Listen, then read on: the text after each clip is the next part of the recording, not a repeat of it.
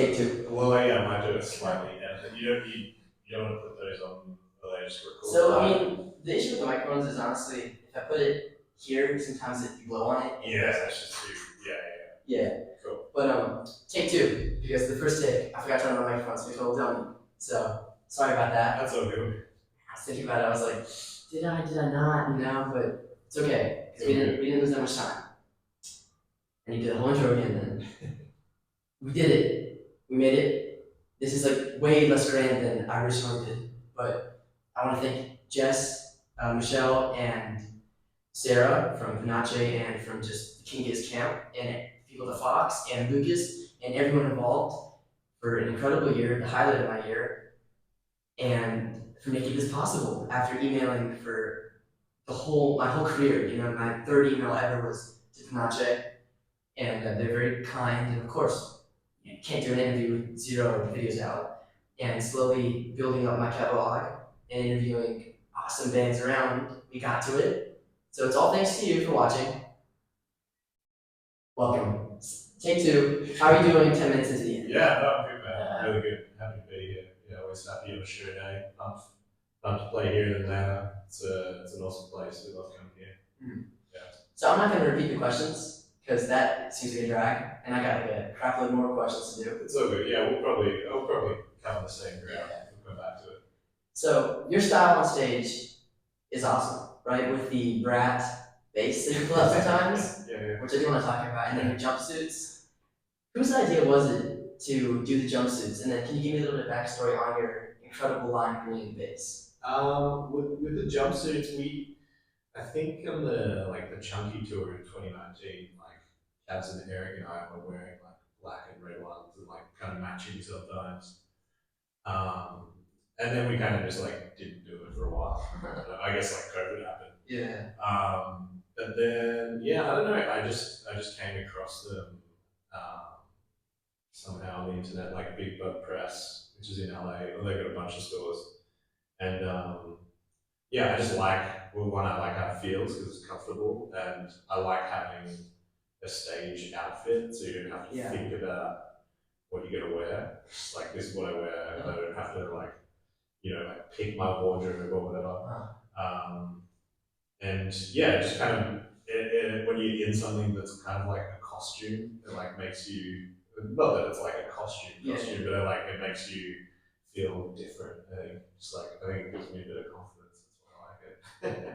I mean, you're always rocking on stage, next to Cabs, and I think it's perfect. I think it really is the King Gizzard kind of aesthetic. Yeah. Very homey and comfortable. It's comfortable. I think it makes us comfortable. Lots of bright colors now.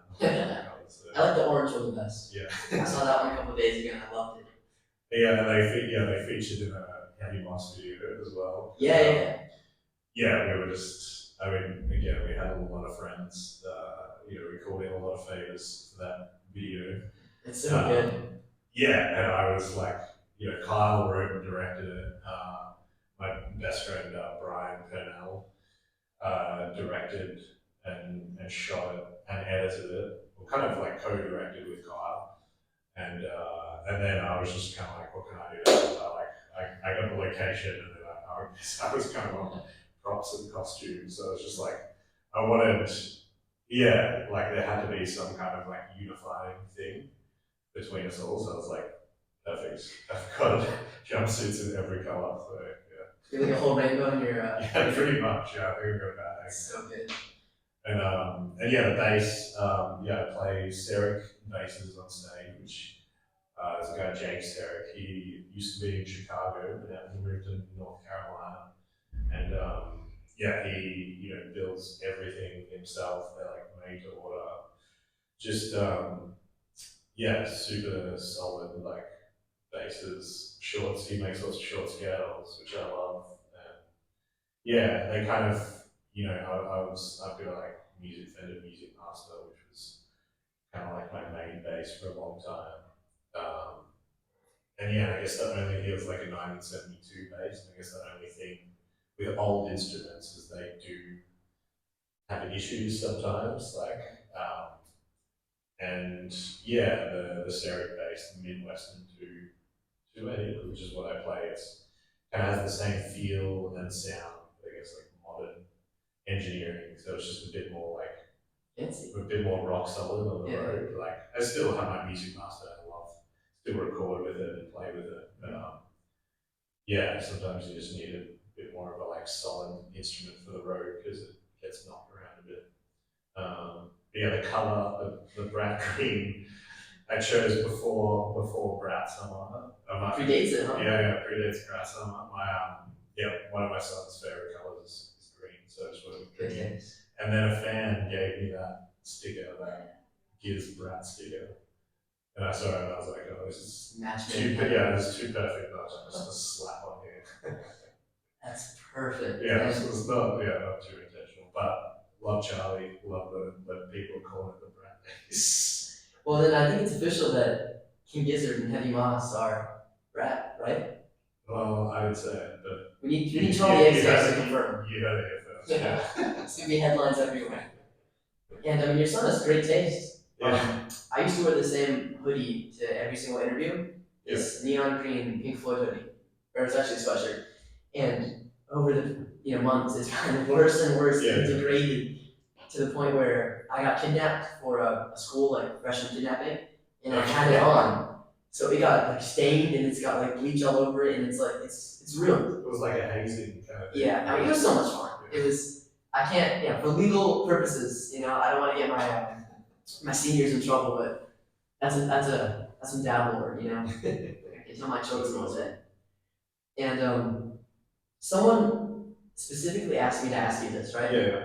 It's a gear question because they want to know your strengths, and I don't think they can find it anywhere. All my strings. I don't really have a specific brand, like as long as they're flat mounds, and like medium gauge. I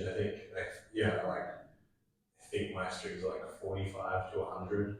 Ernie Ball have been sending me a bunch of free strings. Thanks, Ernie Ball.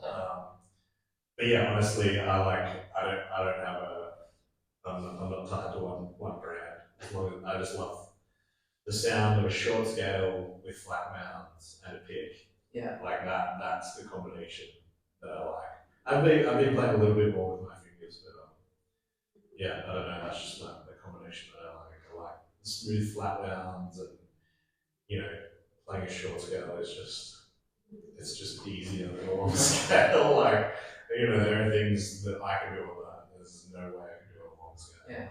Yeah. I just like they look cool too. I just like the way it sits, like the way it feels, which is such a big part of like an instrument and you wanting to play it, feeling good in your hands.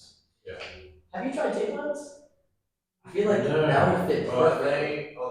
They're like the nylon ones almost. Are they sometimes called like half mounts or?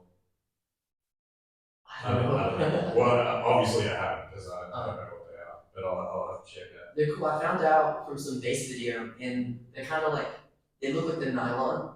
Yeah, but right. They have like a more muted kind of punchy sound. Yeah, cool.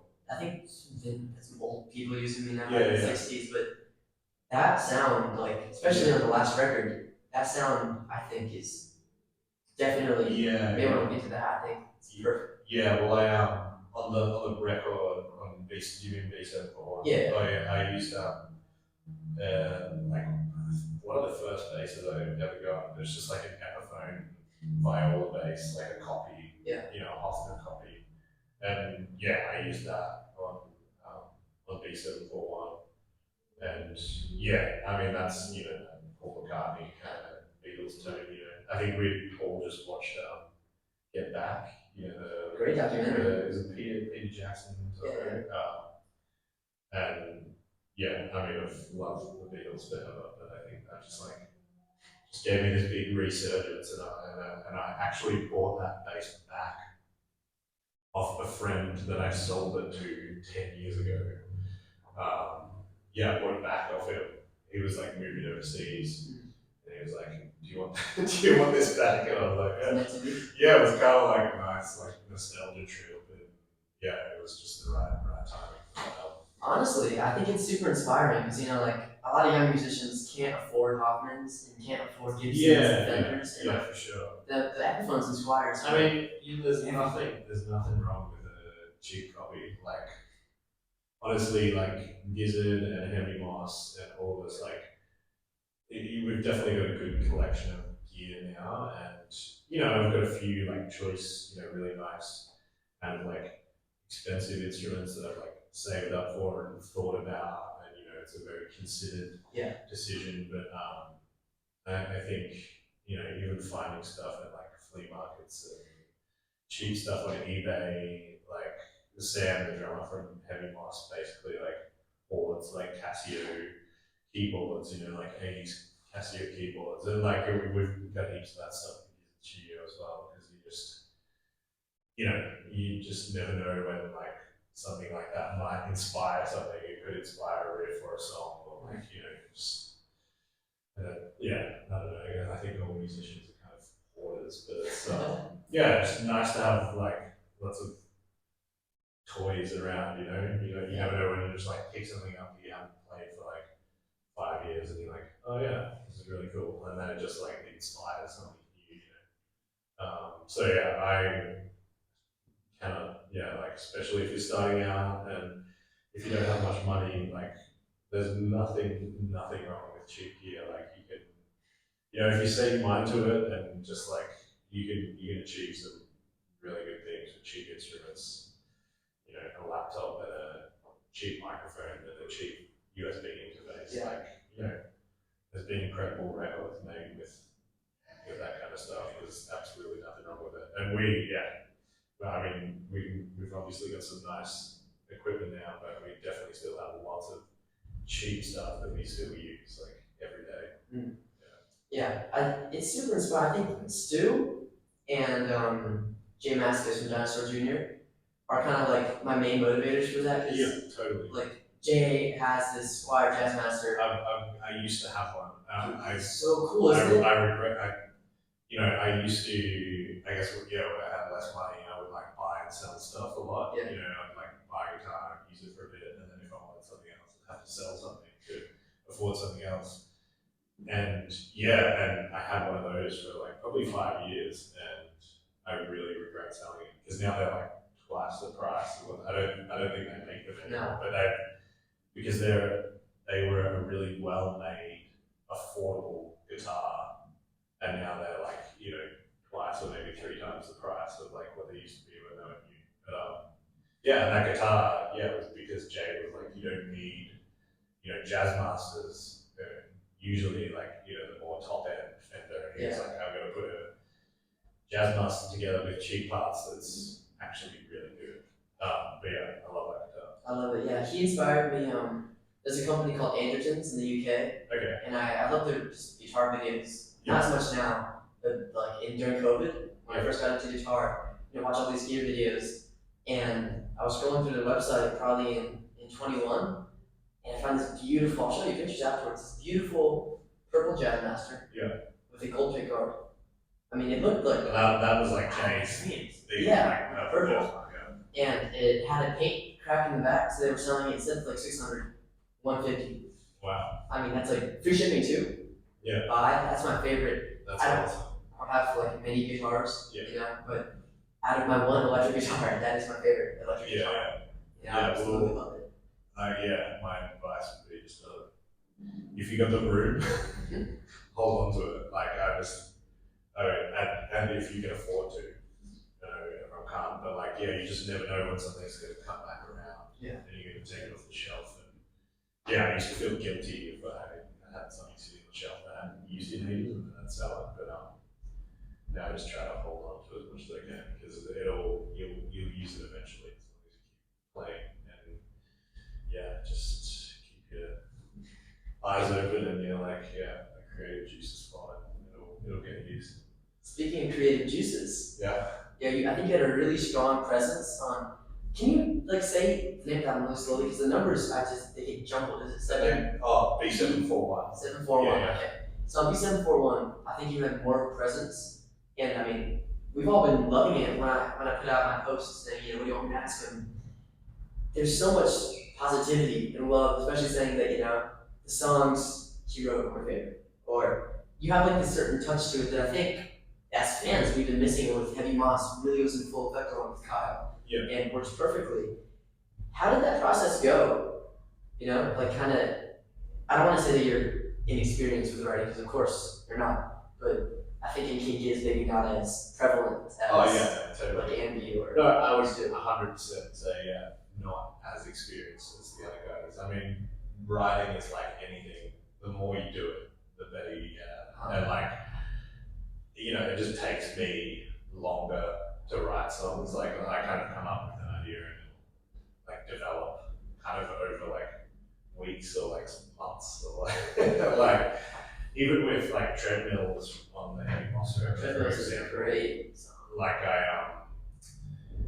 I mean that was an old demo I had, and I even had to have. I think at the time I was just like really obsessed with like jazz chords, and I had a demo and I like dug it up like years after I wrote it, and I was getting keys lessons at the time. This was during the pandemic. I was getting keys lessons over Zoom when we were all locked at home, and I had to get my teacher to help me work out the chords of it because I was obsessed with like all these crazy jazz versions at the time. And yeah, and then like I just had to play it so much just to be able to learn it myself before I could then like sing to it and write other things to it. Yeah, and I think it just doesn't come as natural to me. I think just melody, it just like it just takes work, like. But yeah, I think that's the thing with writing. I think you just can't get down if it doesn't come straight away. Like I think a lot of people think, yeah, it's this thing that just comes to you and you can just like sit down and like sometimes that happens, but in my experience it's very, very rare, and you kind of just have to grind and work at it. And it's the same with the guys in music. Sometimes it just comes, and sometimes you got to really work at it. But yeah, no, the other guys are definitely more experienced than me at that because they do it more. It's like anything. But yeah, I think I've just been kind of tinkering away in the background for years, and it's a bit of a confidence thing as well. Like especially in Gizz, the guys are like pretty seasoned pros at songwriting now, so it's even though they're my best friends, like it can still be daunting to like put something up on the table. Yeah. Because I admire them as like people and musicians as well. But excuse me. Yeah, with B741, like the whole spirit of the thing was collaboration. For everyone to just put anything on the table, and yeah, and it's just like an encouraging environment, and when we were doing it, we didn't even know what would or like what would make the record, so it's kind of like very open-ended. got nothing to lose, and yeah, usually like because I don't write many songs, so like we'll write as many songs as quick as everyone else does. Like I think I'm usually what's the word? Like I'm protective of them because I'm like I haven't got many of them. You're precious. Yeah, and I think usually I would be like, oh, if I've got a song, like I'll do it with Heavy Moss because I don't have many of them. But this, B741, the like title track. Yeah, I just had that piano riff. I wrote it on piano, and played piano on the track. Joe played bass, and Heavy Moss we were recording our record at the same time as well. And I would, it just totally fit more like what Gizz was doing for that record. I think if I took that song to Heavy Moss, it wouldn't have worked, or it just wouldn't have turned out like it did with Gizz. And yeah, and honestly, it probably would have taken me months to finish it because I only I came up with the chords in like the first verse, but then the guys wrote the rest. So only a co-write really. But I mean again, it wouldn't exist without the support of guys. Well, your influence, I think, can't be understated. And like on the new record, I love to also, well, new record as in star, Heavy Months. Yeah. And the way that you and Kyle kind of trade off and give that duality, it's amazing. And I know some of the songs have like more of a jazzy feel, Yeah. right? And some of the songs are more straightforward, Yeah. it's like pop songs. Totally. But it's perfect, and especially the title track of B741. Yeah. It's great. It's been on repeat, you know, because it is so catchy, and I would say that your writing's like fine wine, even though, you know, I'm 14, you know, but no, that's cool. I hear the older people talk about how that ages, and I think Well, some I've definitely had records of songs that don't resonate with me straight away, but then you listen to them more and more and get more into it. my favorite types of records, honestly. Your favorite one? Those are my favorite types of records. Oh, it's your favorite types of records? Yeah, definitely. But yeah, with Heavy Moss, I think this album, it kind of, because we were still kind of like getting the band together, it kind of came together in pieces. They were kind of like, it's like 4 of Kyle's songs, 3 of mine, and like 1 of Sam's, and they were all kind of demos. And we did write, we all played on each other's songs, but it wasn't like a collaborative writing, all in the same. We kind of arranged a lot of the songs together in the tracking session. But I think with the next one, we definitely want to write more collaboratively, literally be in the same room when the song's being created, because I think there's definitely a real strength in that, and it's just been really serendipitous that this band just kind of fell together so easily, and we all gel really well. So I think with this record we were kind of because we had a limited amount of time to get together, we were kind of I think it was just a really efficient way of working. We wrote songs on our own, recorded demos, and then we come together and record the kind of nuts and bolts of it. That was the hard thing, getting everyone's schedules together for a few days, and then we again go away and we'd all work at home at our own pace and around our other commitments. But I think now with this one out and it's doing pretty well, I think we just kind of need to make the time to you just got to make the time for things sometimes, and we want to get together and make it more of a collaborative process, which is what I have to bring it up soon because you have to get to dinner before they shut it down. Okay. So, how much more time do you have? they close it down in 10 minutes. So I don't want Do you want to just make it play for me? Is that okay? Oh yeah, sure. Yeah. Because we missed the first 10 minutes. Oh, I'm sorry. Okay, cool. Yeah, do whatever you need then. Awesome. Thank you so much. I appreciate that too. No, of course. What's that saying? Collaborative. The Gizz B741 was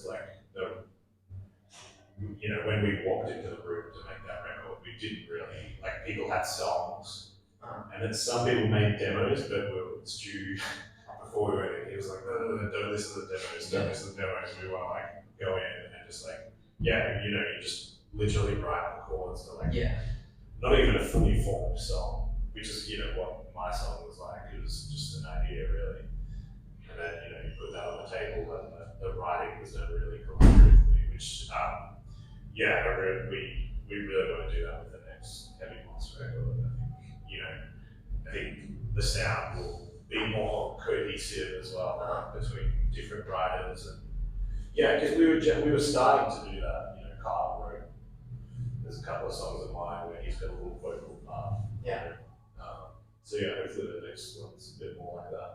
For sure. And I was telling Kyle, it would be so cool to have a almost heavier stoner rock kind of thing going on. Yeah. And I don't want to, but I don't know, I feel like that would work so well with the songwriting. Yeah. And some of the songs start off kind of heavy, and then perfect, almost like a popsicle on a summer day. I think it's cool. Yeah, that's what I love about psychedelic music, is that kind of like the step up and down for choruses and Yeah. these kind of like traits you see. The way you guys manage that is excellent. Honestly, I need to get a shirt. I'm gonna, Oh yeah, definitely. And yeah. more on the King Gizzard side now, right? The silver cord, which is I think almost a year old, or probably more than a year old now. Excellent, almost electronic record, right? And now you guys have Nathan. And I've been watching some of the videos and looking at what you do specifically. You have like this crazy like contraption in front of you. So, would you mind telling me what is kind of your role on the table, but also where did Nathan how did that even happen? You know? I don't know. I mean, the guys are they're just silly. I think Joe came up with that. We're just like best friends who like travel the world together half the year, and we spend so much time together. I think like you would with your school friends, you just have this like funny camaraderie and like lots of like stupid in jokes, and that's definitely how Nathan came about. And like even our name, King Gizz, was like it's a stupid name. Yeah. But I don't know if it stuck. But yeah, the electronic thing, the table, it's been this like evolving thing. I remember like Stu kind of mentioning it. We kind of went after we made Butterfly 3000 because he was kind of thinking about how we're gonna like perform these songs because we weren't really set up to like I guess we had synths on stage and synths that are like capable of doing sequences because Butterfly is just every song is built on a repeating sequence. But yeah, we just weren't set up to integrate that, because if you've got a sequence going, like you have to have the drummer has to have a click track. Yeah. So they don't go out of time with it. And yeah, we just didn't have the like knowledge or kind of like the production wasn't big enough to kind of expand, because we have a tech, Brandon, who is like specifically the like table tech. So we just didn't have the resources at the time to make it happen. But yeah, I can't even remember when it started, but Stu just kind of started doing it. And it kind of started all in the box on a computer, just with a MIDI controller. So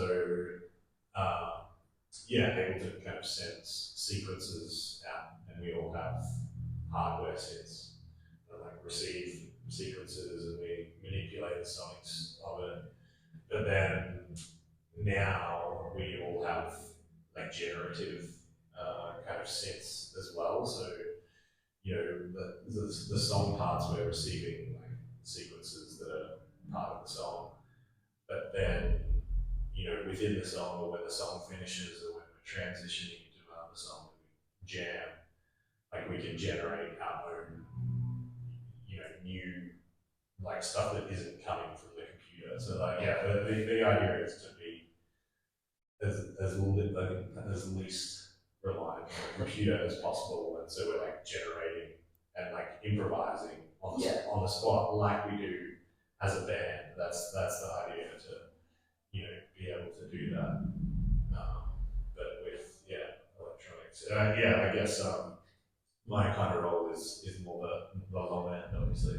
Being the bassist. Yeah, so I've got like a generative thing, like a random sequencer, and then like an oscillator, a few filters, and like effects, and like a looper. But yeah, just on this too is the first time we've all gone like modular as well, which is kind of they're all these like little modules, and they all like kind of do one thing, or like they all like like the oscillator and the filter, they all it's like a deep rabbit hole that I've honestly been kind of avoiding because Joe's been into it for a while. And it's just like a deep rabbit hole and an expensive one as well. But it's really interesting. It's been a huge like learning curve for all of us, and it'll be like constantly evolving. So I think the next tour, Nathan will look very different. Fun. I'm looking forward to it, honestly. Especially because you guys tour so much. I would love, it's been like 2 years since you came to Atlanta last. Yeah. So hopefully, another 2 years and now like 4 or something. Oh yeah, definitely. Yeah. And you guys are playing bigger venues, which is like extremely exciting. Yeah. But your improvisation point is really interesting because I think the really jewel thing of King Gizz is the DIY ethics and the improvisation on stage. Like it almost transcends the jam band. Yeah. It's almost like a jazz, sextet. Yeah. It's like its own high climb. Yeah, Which is totally. super fun. Yeah. And I think you really are at the helm of that with your bass and kind of keeping it together. And I know when I do improvisation solos with violin, I mean, they're my favorite, but you know, you kind of like poop your pants like 3 seconds before. Yeah, totally. And I know when that's gonna happen. You know? Yeah. So when you're kind of on stage doing your thing, how do you keep your cool? You know, when let's say Joey and Stu are just doing whatever, and like they're all messing around. How do you stay in the pocket and not fall out? Because you're keeping it together. You're the glue. Yeah. Well, it's definitely like I definitely don't just like solo the whole time like on the bass. I definitely like hold it down. But I've definitely been improvising more and more. I mean, I'm still learning like any musician. I think it's something that we really brought into our live show when we started playing Ice Death live, because that was kind of one of the first records that we did that was made from like long jams and then like cut down and edited and arranged like in the box. Then when we brought that live, we were like, obviously there's a few like musical cues that like make the song, but then the rest is like, there's no way you can play that recording like note for note again. So we just like, it was just really free to be like, all right, and this is how we approach the table as well. There's like a song part, and then there's other parts in between or before and after the song where they're just like, we know the key, we know the feel, and we just kind of like go for it. And honestly, like probably 3 or 4 years ago, like before we started doing the Ice Death stuff, like taking a bass solo made me shit my pants. I'm glad you feel the same way. Yeah. But again, the more you do something, the better you get at it, the more confident you are at it. And sometimes I'm still really nervous on stage, but I'm definitely more confident in just like going with the flow and just being up there and like not knowing what's coming next, but being okay with that. Yeah. So, the other part of it is just like, we've been playing together for like 13 years now, and you just like that how you get to know your friends or your family or your partner, you learn how they communicate, like their body language, or like their inflections when they talk. It's like that for us on stage, with body language, but with like a musical language as well. And so that's just playing together. Like I don't think there's any substitute for that. I think I agree. And in Georgia, I know some other states we have it too. There's a thing called All-State, where it's for middle schools and for high schoolers, and for band and orchestra, you go through some auditions, and then if you're like, you make it, you get to go to Athens for like 3 days, escape from school, and then you get to perform in like this beautiful theater that like Wilco's played in, and Earth, Wind & Fire, like these major acts played. Yeah. And so I've been lucky enough to do it the past 2 years, and this year when I did it, I got to solo, and they let me do an improv solo. On the violin. Yeah. Sweet. And so I was, this pictures of me like actually like sweating bullets. It is so like, dude. and that was like maybe 2,000 people. Tonight you're playing to 6,000. Yeah. And probably even more knowing, But honestly, that would be way more nerve-wracking. Like just you up there and like, it was scary. Yeah, in the context of that performance, it would have been super quiet as well. Like, King Gizz is pretty loud most of the time. So, but a feeling of euphoria. I would be sweating too. And it's nice to know that you kind of, shit your pants too, 100%. And I think it means you care. And I don't know. I don't think I'll ever be able to. I have shows where I'm like not nervous, but that's pretty rare, honestly. Yeah. Never so most shows, but yeah, it usually just takes a couple of songs and to get comfy and usually sweet. Yeah. Sometimes you don't get comfy, sometimes you have shit one. But Wow. yeah, it's I don't know, just kind of used to it now. Well, I hope today is going to be one of those shows. Where Yeah, I think nice so. and comfy. I mean, the crowds here in Atlanta are always amazing. So that's always something that makes a huge difference with the crowd into it. It makes you feel good. So I saw people lined up at, I want to say 4 when I got here, like out the door. yeah, There's already a line. yeah, It's beautiful, and this community is incredible, and the Fox. I mean, Definitely. I'm sure you got a chance to go look at it. yeah. We played the Fox a few times, and yeah, I think the first or second time we ever played Atlanta, we were like, "Well, this place is sick. Like, it's got a different. The show just had a different feel to the city. So Yeah, super pumped for that. easily. Same. I saw Queens of the Stone Age here at my first ever rock show. Also Sweet. sold out. I was At this venue. Oh, yeah. Yeah. And I was in the back because Yeah. I didn't get tickets at the time. And I just remember, mind blowing. Yeah. It was incredible, and I feel that same energy tonight.